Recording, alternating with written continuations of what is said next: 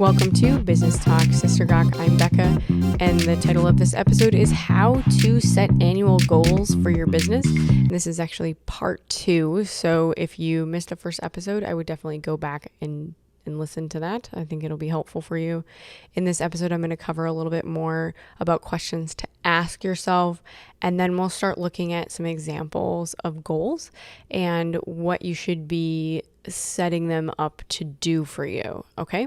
So where we kind of left off was like asking about your physical health, all that kind of stuff. So the next question I would really consider asking is there anyone you need to be mentoring right now? So who should I mentor? Is there someone I should be investing in, whether it's a younger entrepreneur within your community? Are you volunteering? I really do think getting involved in your community and investing in other people is valuable. And it's not just me that thinks that, because statistically speaking, when people look at where their worth, joy, and satisfaction in life come from at the end of their life, it's all about relationships and seeing other people successful. So make sure that you're really putting effort into that, because otherwise everything that you work for in your business can end up being really empty and depressing. I'm not joking. So really consider if you should be investing in mentoring someone. And it doesn't necessarily always have to be a structured relationship. Just who are you reaching out to and pouring your life into? And then do you want a vacation this year? When will it be? How long? I think I forgot to mention this in the first episode, but when you sit down to answer these questions, it's really important to have a calendar for the next year with you, because that's when you're going to start writing down, like, this is when I am taking a week off, and you block it out in the year ahead, because then you can plan for it, book it, make sure that you're budgeting for it, all that kind of stuff. So then the next question is, what do you need in your budget to be able to make sure that you can take that time off and afford to go? I really do want to advocate for scheduling out your vacations early in your goal planning, before you get to what your business goals are going to be in terms of financial or whatever, because I think it's so important to have those rest breaks, or you will burn out, and that is no fun for anybody. So make sure you block that off. And then the next question you should ask yourself is, do you have a goal to pay off debt? And if yes, how much? And I would sit down and write down like what you have for debt. I think that's really important. I've done that pretty much every year with my husband, and we look at it and say, okay, what can we pay off? And I mean, like, last year we didn't have any debt because we paid it all off, and we made a really strategic goal of how to do that. And I mean, like, and if you decide, oh, you're going to buy a house or move or whatever, like, that's fine. But like, just plan for it and decide what you're going to do to make sure that you can achieve paying off debt.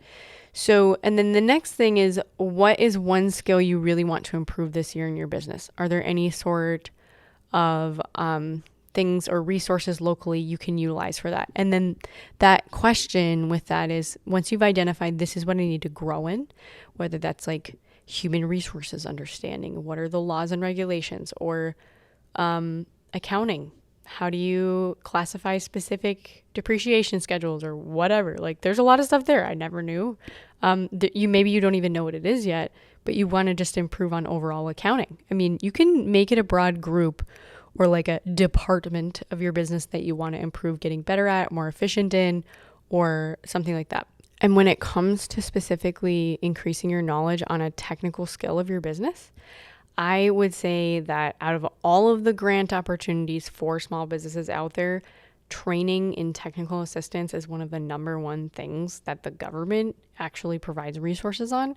So if you don't know about anything like that locally, start digging into it, because that can actually decrease your overall learning curve if you can get with somebody and there's some sort of like grant match or whatever to pay that person to help you, and you stay motivated and then you keep going. So yeah, definitely think about that as you're answering that question, or put it on your list as a goal to find out the answer to those questions to mitigate some of the costs to improving your learning.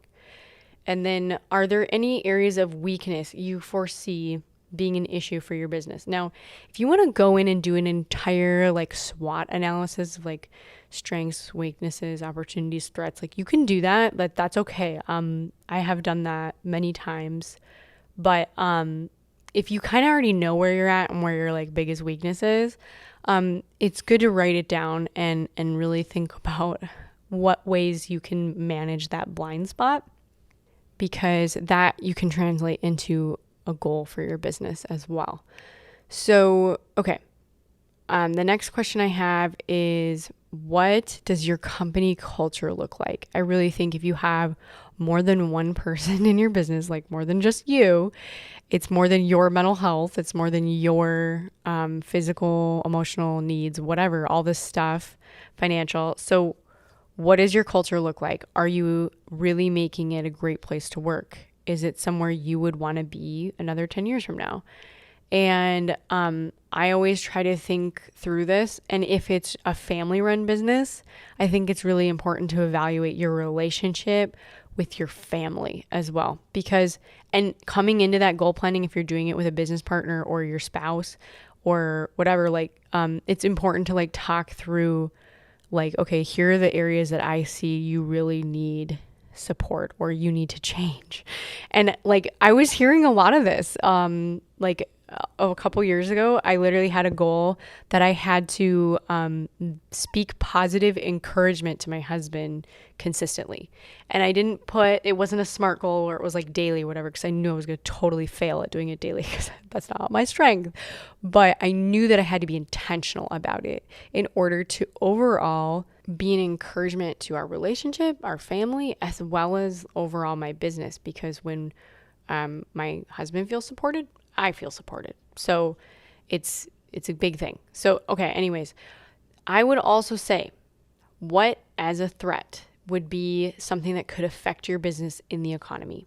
Are there any outstanding risks or things slowing down or speeding up that you need to prepare for?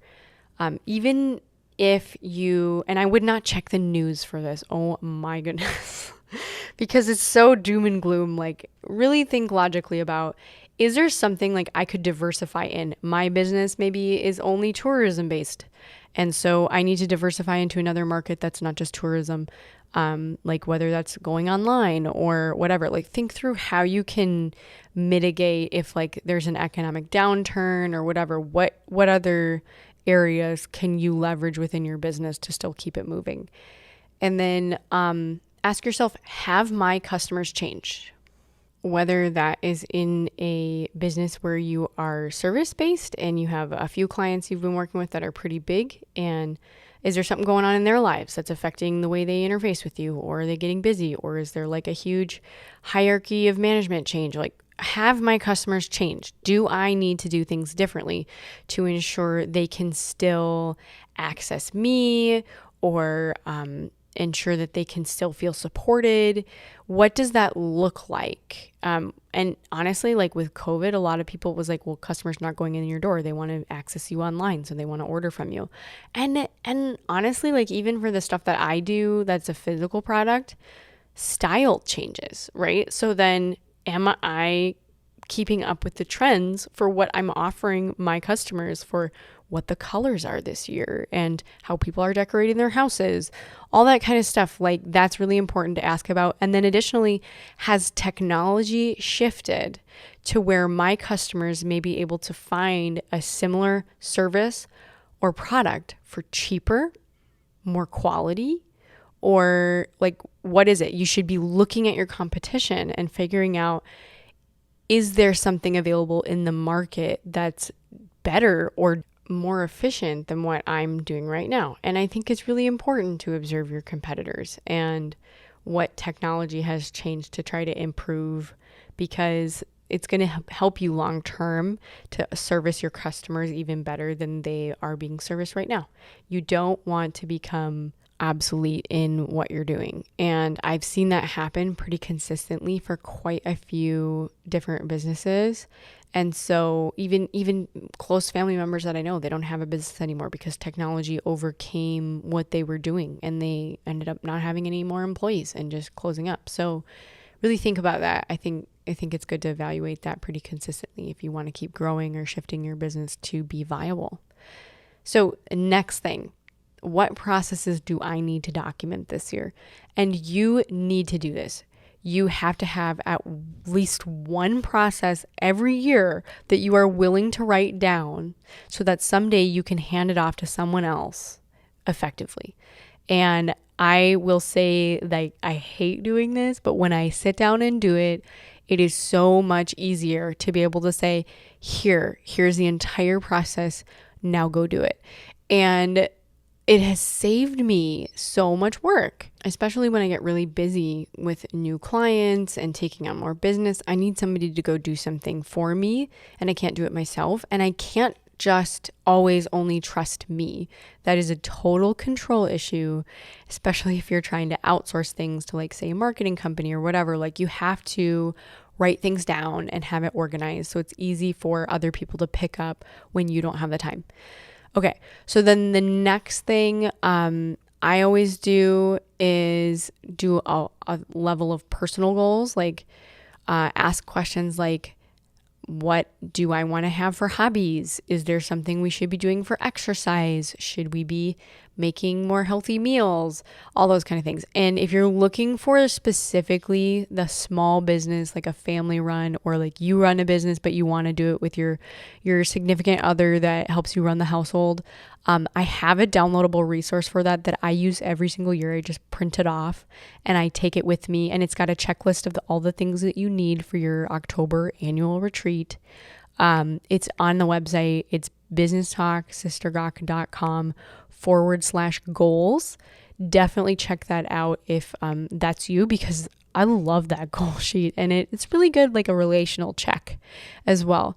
Okay, so let's get into like the specifics of setting a goal. Now that you've thought through all these things, you've written everything down, I want you to go back through what you wrote down to answer those questions and identify patterns. Where is it that you seem to really be stuck on, that your brain is just constantly going? Like, here are the areas consistently, this is impacted by the same thing. You can kind of group them in categories and see where they're going.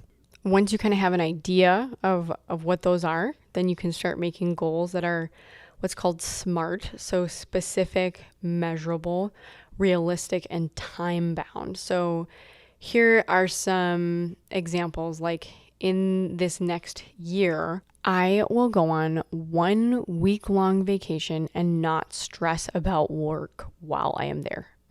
I think that's pretty measurable, realistic, specific. Okay. Another one could be, in this next year, I will exercise 2 to 3 times a week. So that's like a personal goal.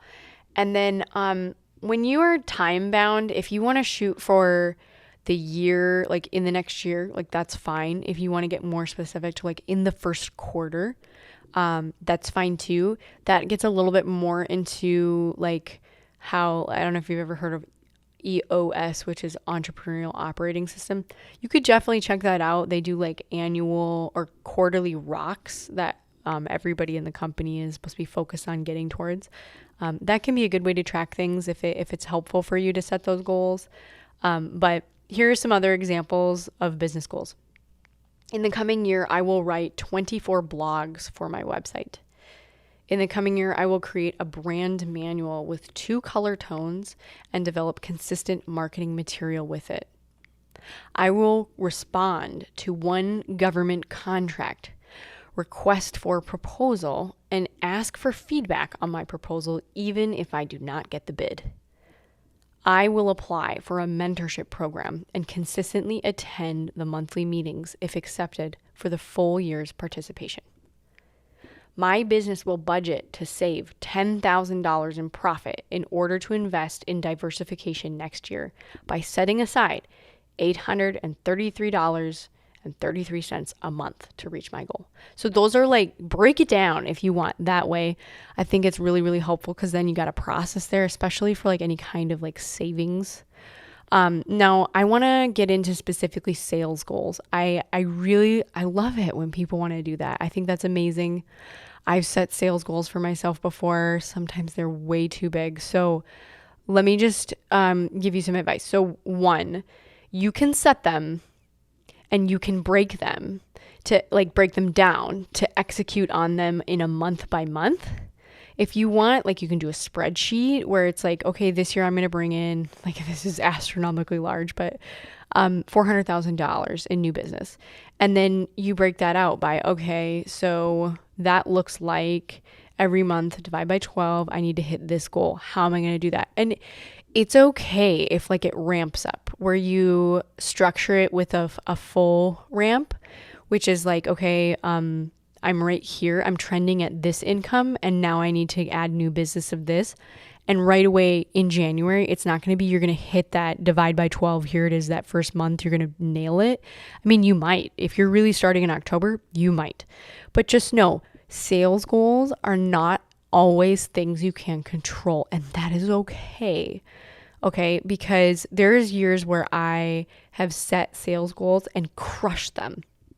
And then other years, I haven't hit them at all because life happens and there's things and people we need to take care of, and lots of things happen like that. So you can set sales goals, but if you do set them, what I ask of you is that you make sure that you also have, coupled with them, tactical marketing goals that you know will help you hit your sales goals. So here's an example of this. I will attend 8 trade shows in the coming year. I will create a list of leads to contact every month. I will create 4 white papers to have available for download on my website. I will do 2 local home shows and do a drawing to get customer address contacts and mail them postcard advertisements. I will post 2 times a week on LinkedIn about my business. These are all examples. You don't have to do any of these things, but like, if you're going to set a sales goal, you for sure need to set a marketing goal, because everything for your sales will not happen if you're not tactical in doing marketing efforts. And honestly, if you don't even have a proposal together, like you don't have branding, you don't have like, here's my invoice, or not even invoice, like proposal information, whether it's a pitch deck or like a PDF, like put something together, make sure you have a contract. That stuff is important, and it's a big piece of closing sales. If you don't have that readily available, you kind of look like a hot mess, and people are not willing to pay for a hot mess a lot of the time, especially if you're a service-based company. So unless you're in the trades, then really anyone's just like, just give me a plumber, right? Because there is a significant deficiency in trades right now. Okay. So remember, like, you can't do like a ton to control people signing a contract. That's not on you. But you can control getting a lot of leads, increasing your opportunities to reach out to more people. And so make sure that you're doing that and advertising well. And I would also say the biggest thing that I hear from people when I tell them they have to have a marketing goal, and I don't know where this comes from, but people think that when I say you have to have a marketing goal, it means that you need to spend money. That is not true. You can do so much free stuff with marketing. You can utilize every social media platform, get a business page, you can post on it. You can participate as a business in Facebook groups. Like, you can do all this stuff where you yourself are doing the work if you really want to. So you don't have to feel like you need to spend money to get people to check out your business. Okay. There's lots of things that you can do if you just spend time on it to grow your business. And education is a huge way to do that. You can do YouTube videos, Facebook videos, all this kind of stuff. I am amazed by the amount of people that watch videos on Facebook. Like, just mind blown. Like, I don't have time for that. But I'm glad other people do, because that means your business is being seen. And there's great ways to do that. So definitely consider that for your business. Okay, I'm going to transition now to the Gawk portion of this episode, and I'm going to tell you the rest of the story of my October's last goal planning retreat, where we went and took a piano to the dump. I would not recommend that on your goal planning retreat. And then, so this is what happened. After we had dinner, we talked, we went to the dump, we got back, and we were going to go through the rest of the goals. And I would say this was the most defeating goal planning retreat I've ever had. And it finally took me, it was just yesterday. I just finished writing down our goals and we taped them up on the wall so we can look at them. Oh my goodness. Okay, so my husband got violently ill. He got food poisoning from our dinner and was sick like the entire weekend. And I was like, oh my God, what am I going to do? Like, he was so ill. I felt so bad. And so we didn't end up finishing our goals or talking about any of that stuff until a couple weeks later, because it was just such a rough night. And then it just took a while to be able to get time together again. But oh my goodness. So make sure that when you do your goal planning retreat, find good places to eat and make sure that you set aside time that's actually focused on that. Fill out those questions in advance. And when you're done, so this is like not part of the GOC, but like what I would end with on goal planning is then write those things down. And you need to post your goals, like have your personal, your professional, all of the different things, or your family ones on one sheet of paper, and you need to put it up somewhere in your house where you see it consistently. And whoever else in your family needs to see it to hold you accountable, because that is how your goals get done. And then you remind each other when it comes to, oh yeah, but this is the goal that we have this year. And people ask you, how's that going? Or did you set aside time to do that? Because it's getting to be September and you haven't even started or whatever. It's like, whoa, I gotta get that going. And for the most part, I would say usually we hit 80% of what we set out to do. And we've done some pretty significant goals. So one last thing I will tell you, promise this is the last thing, but if you have a goal that is really big and you just don't think that you can hit it in 1 year. So like, for example, we needed to save up for a new car because my car was falling apart. The first year we just said, start saving for a car. And then the next year it was start looking for a car. And we found a car finally, and we bought one at the end of the year or whatever. And so it took us 2 years to accomplish that goal. We had to really pace ourselves to make sure we budgeted what we needed to and found something that was the right price point. So it's okay if you have a really lofty goal or you know it's something you're coming towards, but it's not this year, to start making a smaller goal of this is how I'm going to get there, and then take the next step. And it's okay to have a research goal, like start researching how to build a website or whatever that is. So I'm just going to throw that out there. And if you enjoyed this episode and goal setting, give it a review on wherever you are listening, and I will see you next time.